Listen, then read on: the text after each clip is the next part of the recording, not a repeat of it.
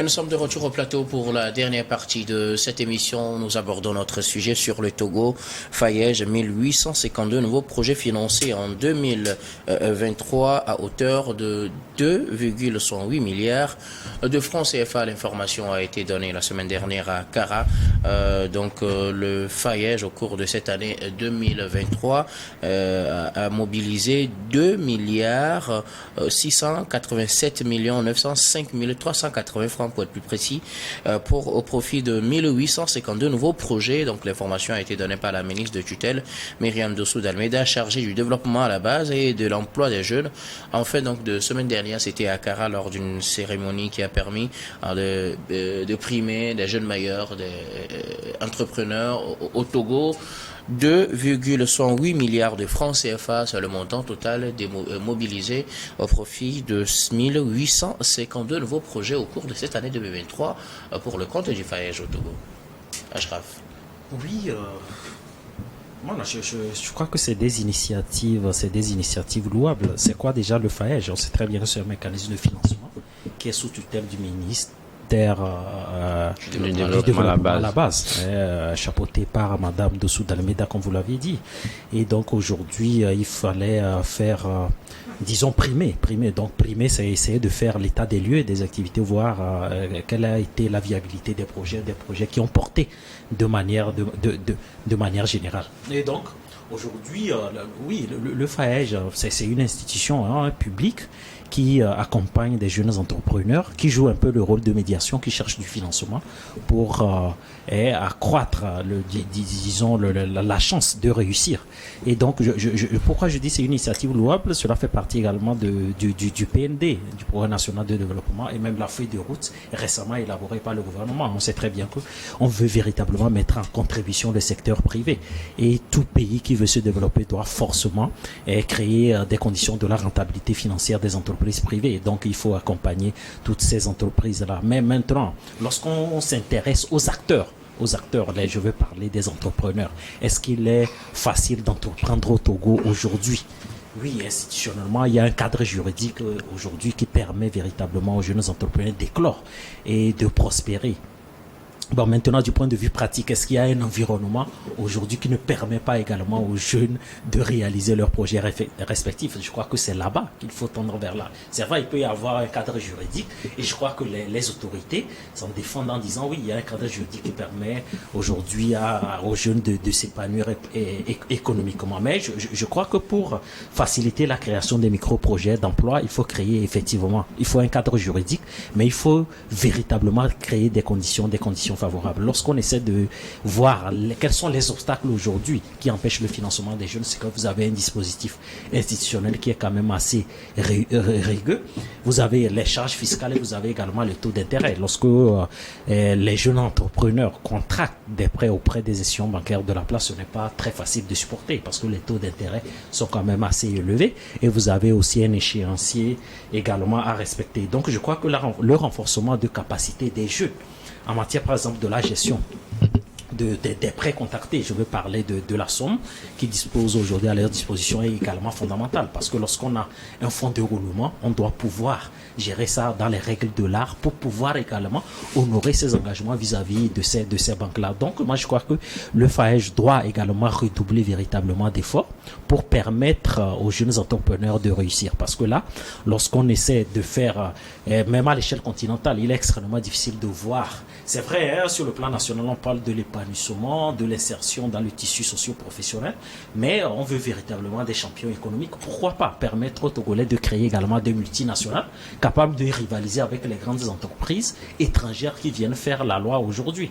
Et donc, je crois qu'il faut tendre vers là, il faut redoubler des fois, il faut créer véritablement un environnement capable à ce jeu-là de s'épanouir ou de s'insérer dans le tissu professionnel. Bon, moi, je crois que vous avez parlé de plus de 2000 projets qui ont été financés.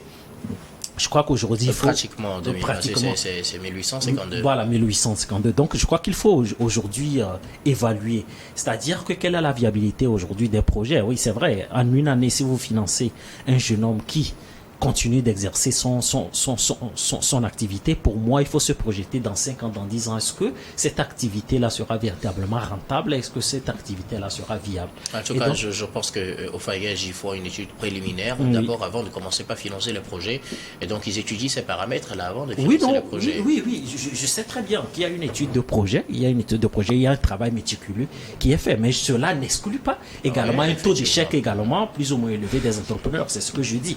Donc, je crois véritablement qu'il faut identifier tous ces entrepreneurs-là. Et je crois que durant l'exercice de leurs activités, c'est vrai, ils le font, mais multiplient également des ateliers de renforcement de capacité, parce qu'entreprendre n'est pas extrêmement facile, parce que vous évoluez dans un environnement qui n'est pas assez lisible économiquement, et c'est un certain nombre de contraintes, et que quand vous avez des engagements également à honorer, je l'ai dit plus tôt, vis-à-vis des institutions bancaires, vous devez véritablement faire du chiffre, comme on le dit trivialement. Donc, vous devez véritablement faire du chiffre, et de là, cela passe par la survie de votre activité que vous menez. Donc, je crois que dans le cadre juridique, il y a un certain nombre de choses à faire. Il faut assouplir institutionnellement un certain nombre de choses, et également la charge fiscale, mettre à contribution l'OTR et réfléchir à un certain nombre de mécanismes qui permettent à ces jeunes-là qui bénéficient véritablement du financement, de leur permettre également c'est-à-dire que de rendre leur activité viable et de vivre avec. On le sait très bien que le secteur public, comme on le dit, ne peut pas embaucher tout le monde aujourd'hui. La priorité, c'est l'auto-emploi. C'est l'auto-emploi. Je crois que les jeunes ont le génie inventif, effectivement, pour prospérer dans ce domaine-là.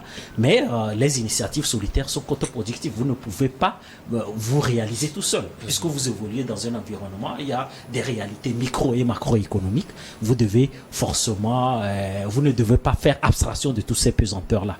Donc, je crois que l'État a la responsabilité aujourd'hui de revoir l'environnement, de revoir le cadre juridique pour permettre à nos jeunes entrepreneurs de réussir véritablement. Alors, Louis, le Fayège a financé 1852 projets cette année à hauteur de 2 milliards 680 et quelques millions de francs CFA. C'est l'occasion de revenir sur le bilan, ce bilan présenté par le Fayège, et l'impact de ce bilan sur les jeunes entrepreneurs togolais. Oui, le bilan, sauf que nous on ne peut pas le faire ici parce que à la base, on ne sait pas l'objectif que le FAES s'est fixé. C'est-à-dire que le FAES n'en a pas dit dans son rapport que dès le début de l'année, il a dit qu'il va financer tel nombre de projets. C'est-à-dire le nombre de projets à financer n'a pas été prévu et que le budget mis à sa disposition n'a pas été dévoilé non plus. Donc je pense qu'on est dans une logique de on danse et on s'apprécie en même temps. Donc c'est pour ça que je dis que jusque-là, seule cette institution-là peut savoir si l'objectif fixé est atteint ou pas. Pour cette année. Oui, pour cette année ou pas. Peut-être que on nous dit que le projet, dès qu'il tombe sur la table du Fayège, si on trouve qu'il est innovant, on finance. Ouais. Ou bien on finance le projet parce que celui-là, il fait partie de tel bord politique. C'est vrai que je ne veux pas politique. Si le projet est bancable, on le finance, je pense. Voilà. Donc, ok, si on le banca, maintenant, ça repose en fait la question, ou bien ça nous revient à répondre à la question selon laquelle, quel est l'impact justement de ces milliers de projets financés en 2023. Aujourd'hui, on voit que le chômage est toujours d'actualité au Togo. On est à plus de 5 à 6% de tout notre chômage. Ça veut dire que si ces projets-là impactaient réellement, on allait au moins résoudre. Cette année, si les projets sont financés cette année, il faut quand même pas s'attendre à ce qu'on voit de 1852 riches cette année. On peut pas avoir, mais il doit y avoir des bribes en fait. On doit commencer par avoir des signes en fait. Il y avoir un commencement, un début, c'est-à-dire un début de résolution du problème de chômage. Aujourd'hui, je n'en trouve pas. Aujourd'hui, c'est plutôt cette année-là que le quotidien devient dur pour les Togolais. Et ne nous voilons pas la face, en fait. Donc, c'est pour ça que je dis que c'est vrai, c'est une chose de financer les projets, mais une autre est de voir les résultats ou bien les répercussions que cela a sur la population. Aujourd'hui, vous l'avez dit, on a financé 1852 projets. C'est vrai, une chose est de... Est-ce que à la suite, on a fait des suivis. Est-ce que les projets qui ont été financés, est-ce que les uns les autres ont été accompagnés? Parce que tout à l'heure, quelqu'un parlait également des impôts, des taxes douanières et tout cela. Je pense que c'est des choses qui pèsent énormément sur les entrepreneurs. C'est vrai, si aujourd'hui le nombre augmente, ça veut dire que au sein de la jeunesse togolaise, ou bien au sein de la population togolaise, il y a tellement d'innovation, il y a tellement des idées ingénieuses. Parce que n'élabore pas un projet qui veut, qui peut. Il faut également avoir une certaine tête. Il faut avoir des idées claires pour pouvoir faire un projet et être accepté d'ailleurs. Donc je pense que au sein de la population, il y a de la matière, il y a il y a du potentiel. Et si on surfe sérieusement sur ça, on pourrait résoudre le problème de chômage dont je parlais tout à l'heure. Donc c'est pour ça que je dis que aujourd'hui, il y a une criade de projets qui a été financé, comme le dit d'abord le FAEJ. Mais est-ce qu'en retour, la population sent réellement qu'un si grand nombre de projets ont été financés en 2023? C'est vrai que tu me disais tout à l'heure qu'on ne peut pas commencer par avoir des milliardaires en 2023. Mais toujours est-il qu'il doit y avoir des signes, comme je le disais. Maintenant, là, on peut peut-être attendre 5 ans ou 10 ans pour voir si réellement les projets financés en 2023 ont impacté. Maintenant, on finance les projets. Quand quelqu'un fait un projet, ça veut dire que ça engendre également ce qu'on appelle la promotion de l'emploi.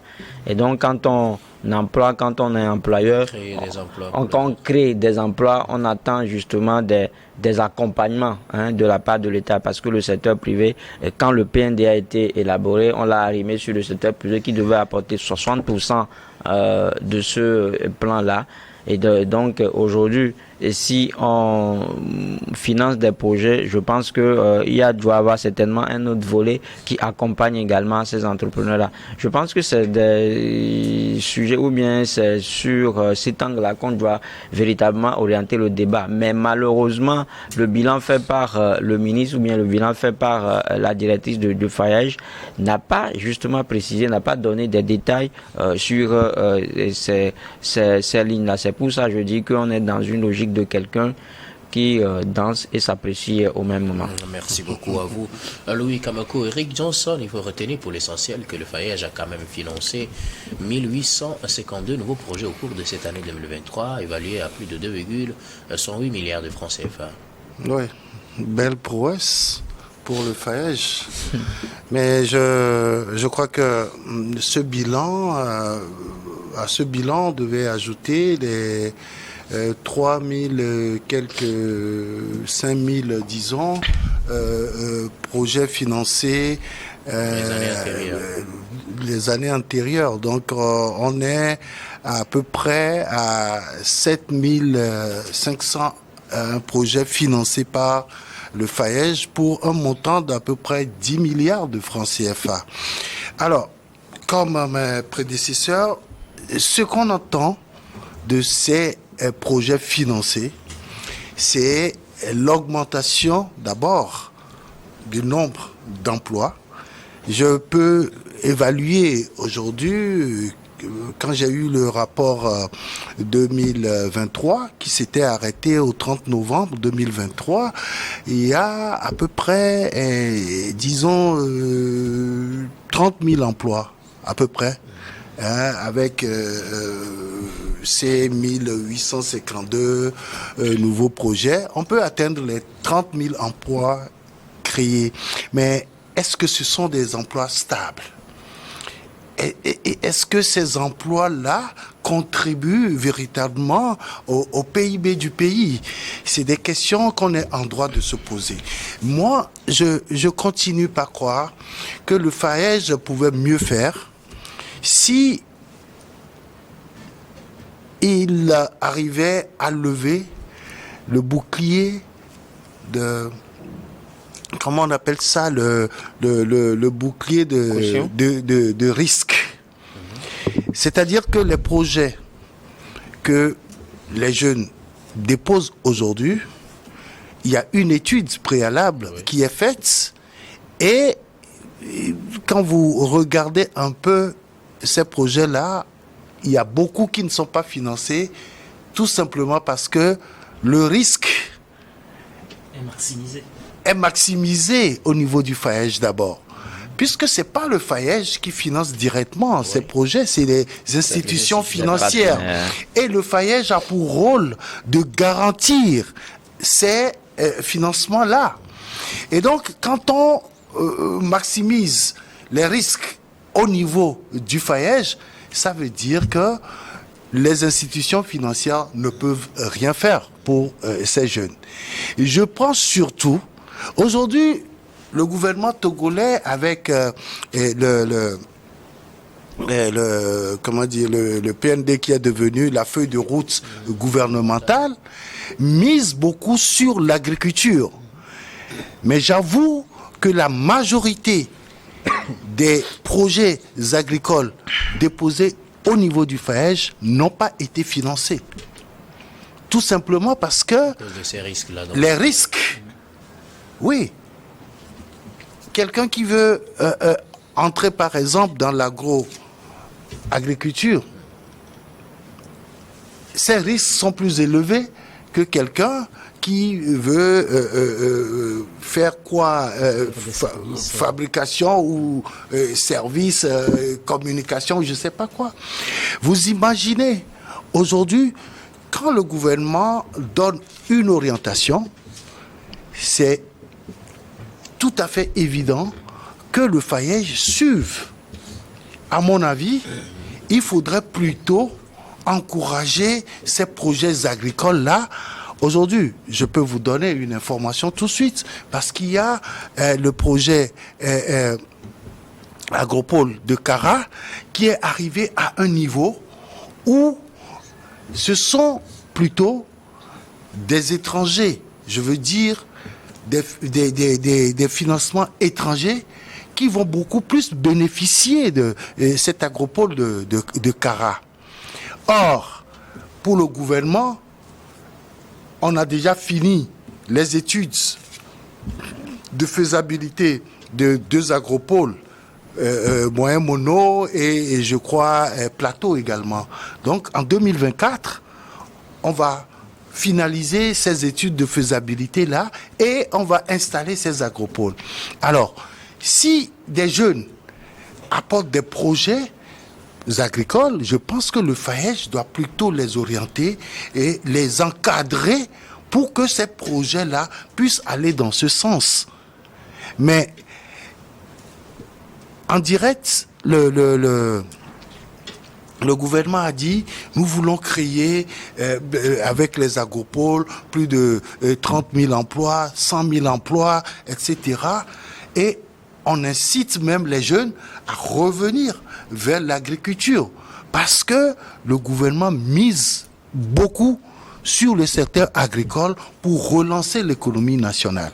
Et donc, je crois que le FAEJ devait permettre à ces jeunes-là qui vont dans ce domaine-là de pouvoir installer leur projet et de pouvoir les orienter, les encadrer pour que ces projets-là soient des projets viables.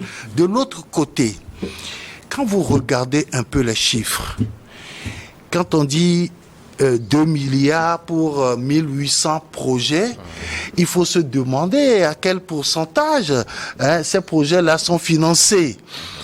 Parce que demander à un jeune aujourd'hui d'apporter 10% de financement de son projet, franchement c'est excessif. Il a quel moyen aujourd'hui pour pouvoir apporter quelque chose à son projet avant que le projet ne soit financé?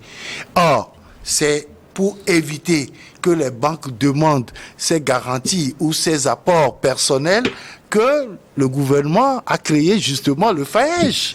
Et je crois que le FAEJ devait logiquement appuyer les projets-là. Et ces montants-là, j'ai fait un petit calcul, je ne vois pas clair. C'est pas 100 millions qu'on donne à ces jeunes-là pour développer des projets. C'est moins. La moyenne revient à 1 million. Voilà. Franchement, ça ne permet pas de faire avancer un projet. Avec le coût des intrants, le coût de la masse salariale. Et tout ça, je crois que les projets sont plombés déjà au démarrage. Pour vous, le montant n'est pas suffisant. Non, c'est marginal. Il faut être ambitieux.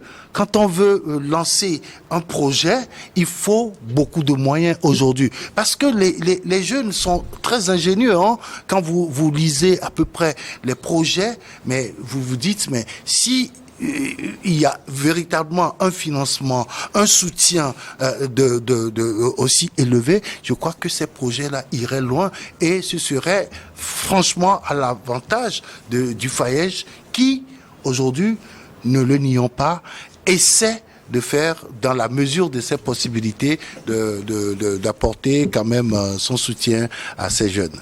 Oui, Achraf, vous voulez ajouter quelque chose rapidement? Mais je crois que Monéné a parfaitement raison de parler de l'ambition. Lorsque vous avez un jeune qui vient auprès de l'institution, je veux parler du FAEJ, qui a un projet de 30 millions et qui se retrouve avec 2 millions, c'est que vous lui dites tout simplement de réduire ses ambitions à la baisse. Oui. Parce qu'il est extrêmement difficile de trouver des financements ailleurs. C'est pour cette raison qu'il a fait une démarche auprès du FAEJ. Donc, quand vous voulez aussi initier un projet de 30 millions et que c'est votre première expérience, il faut quand même s'attendre à ce que les gens vous posent beaucoup de questions. Oui, non, mais c'est normal. Les conditions d'éligibilité sont là. Lorsque la personne remplit toutes ces conditions d'éligibilité, c'est normal. Comme il a dit, il y a un seuil qu'on ne dépasse même pas au FAEJ, donc vous pouvez aller même à 30 millions. Oui, non, mais effectivement, non, mais on ne dit pas. C'est vrai, la personne qui formule une requête de 30 millions n'attend pas peut-être forcément qu'on lui donne 30 millions, mais on doit pouvoir quand même lui donner une somme quand même raisonnable. Vous comprenez? On doit pouvoir, par exemple, vous parler en moyenne 1 million 400 quelque chose. Et puis ce qu'il faut noter aussi, c'est que le FAEJ ne finance pas le projet à 100%. Voilà. Oui, justement, il y a une part que voilà. Donc, c'est pour dire tout simplement que vous avez des jeunes qui ont des ambitions quand même très élevées, mais qui arrivent et qui trouvent quand même des sommes plus ou moins marginales. C'est pour cette raison que la question pour moi de la viabilité ou des activités menées me cause un problème. Parce que là, vous pouvez démarrer en 2-3 mois, oui, ça donne, il y a des signes apparents, peut-être de la pérennité du projet, mais voilà, dans 6 mois, 1 an, 2 ans, voilà, parce qu'en réalité, qu'est-ce qu'on veut? La finalité particulière de ces mécanismes de financement, c'est de permettre à nos jeunes de créer des entreprises pérennes sur une année. On parle des grandes entreprises aujourd'hui qui viennent gagner des marchés publics, exécuter des projets de grande envergure sur le plan national. Je crois qu'à travers des micro-projets des jeunes, dans 10 ans, 15 ans, nous pourrons véritablement avoir des jeunes capables de porter des projets, même des entreprises transfrontalières capables également de gagner des marchés ailleurs. Bon, moi, je crois que la notion véritablement de l'ambition se pose, nous devons véritablement mettre l'accent sur l'ambition et fructifier le génie inventif togolais. Merci beaucoup. Il y a quand même un truc qui me dérange. Lorsqu'on fait ces bilans, j'aurais souhaité qu'on nous présente des jeunes qui ont été soutenus, financés par le FAEJ et qui ont réussi. Et qu'on essaie... On voit les reportages. Oui, on voit... Il y a même eu l'année dernière une émission sur la TVT on a présenté des jeux. Mais il faut voir le nombre par rapport au nombre de projets financés. C'est-à-dire... la ratio... Oui, et vous savez ce que je veux dire. Aujourd'hui, le FAEJ a plus de 10 ans d'expérience déjà. Mais quel est le niveau d'impact sur la population? C'est là où on peut évaluer le travail du FAEJ, je pense. Merci beaucoup. À vous, nous arrivons pratiquement à la fin de cette émission, mais avant de conclure, comme d'habitude, nous allons faire un dernier tour de table. Pour vos derniers mots, nous sommes surtout en fin d'année, sûrement vous aurez des choses à dire, et c'est sur un sujet de votre choix. Je commence par vous, Louis Kamako. Non, nous sommes à la fin d'année, ce n'est pas la fin du monde. La vie continue après. Après le 1er janvier, la vie va continuer. Donc j'appelle tout le monde à être prudent sur les routes. Essayons de revisiter nos vitesses, nous qui allons avec des engins.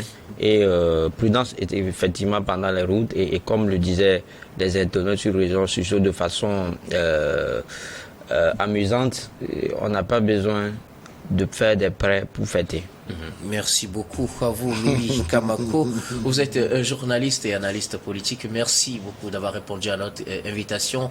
Vous avez été fidèle à cette émission depuis le début de cette année et depuis bien avant pour cette année. Merci aussi de votre fidélité. Nous espérons vivement vous retrouver en début d'année prochaine pour la suite de Regards Croisés. Merci beaucoup d'avoir répondu à notre invitation. Ashraf Rossama. Oui, extrêmement ravi d'avoir passé de très bons moments durant l'année civile 2023 sur ce plateau. Je crois qu'on a eu des débats houleux. Et moi, j'aimerais rendre hommage, disons, à tous ceux qui participent activement à la production intellectuelle dans ce pays. C'est vrai, on parle de nos universitaires, on parle également des écrivains. Je crois qu'il faut également regarder dans ce secteur-là, dans le domaine culturel. Et vous êtes sans savoir que le président Innocent Kabara a publié un ouvrage sur le panafricanisme. Ouais. Et j'invite véritablement les présidents de partis politiques ou les politiques de manière générale, ainsi que les écrivains également, se pencher sur des thématiques qui assaillent aujourd'hui les Africains. Parce que l'avenir du continent et de nos États respectifs en dépend. Merci beaucoup. À vous, Ashraf Rossama, vous êtes juriste, vous êtes également le secrétaire général du Parti démocratique panafricain, PDP. Merci d'avoir répondu à notre invitation. Un grand merci surtout de votre fidélité à cette émission. Merci. Eric Johnson. Alors, je vais tout simplement souhaiter une bonne et heureuse année à tous les Togolais, qu'ils soient sur place au pays ou à l'extérieur. Et je souhaite que cette année soit une année de réussite pour tout le monde. Mais pour réussir, je pense que nous, autres Togolais, nous avons deux problèmes. Le premier, c'est qu'on ne se fait pas confiance. On a quand même, cette méfiance-là entre nous qui ne nous permet pas de mettre ensemble nos différences et nos forces pour pouvoir avancer. La deuxième chose, c'est que on ne se fait pas confiance soi-même. Et on parlait tout à l'heure des projets. Mais les gens se demandent, oh, si j'essaie ça, ça ne va pas marcher. Mais essayons quand même. Essayons quand même. Et allons vers ceux qui ont déjà fait quelque chose pour apprendre d'eux et profiter de cela. Il faut qu'on se fasse confiance. Il faut qu'on ait confiance aux autres pour pouvoir avancer. Et notre succès dans ce pays en dépend. Je voudrais saluer tout le monde et dire merci pour les soutiens que nous avons au cours de ces émissions-là. Bonne fête à tout le monde. Merci beaucoup à vous, Eric Johnson. Vous êtes un journaliste également, directeur de publication du journal L'Union. Merci d'avoir répondu à notre invitation. C'est bon. Merci surtout de votre fidélité à Regards Croisés. Vous avez toujours été fidèle et répondu à nos invitations. Merci beaucoup de cet honneur que vous nous avez fait tout au long de cette année. C'est le moment pour moi aussi de vous dire un grand merci, très chers téléspectateurs, de votre fidélité au programme du soir dans son ensemble sur New World TV. Je vous ai retrouvé au cours de cette année, il y a cela déjà 9 mois, un parcours très intéressant que j'ai eu à faire avec vous sur cette émission. Je suis très heureux de vous avoir accompagné durant tout ce moment. Et ça t'a permis de gagner un prix. Ah oui, d'ailleurs. Faut pas l'oublier. Je vous en suis très reconnaissant. Avec le soutien, effectivement. Ah oui, bien sûr, bien sûr. Et de mes invités. Merci beaucoup à vous. Merci d'avoir été fidèle à cette émission. Nous espérons pouvoir compter sur cette fidélité au cours de l'année prochaine 2024 et au cours de laquelle nous promettons de nouvelles choses. Bonne soirée à tous et on se retrouve en 2024 pour d'autres numéros de Regards Croisés.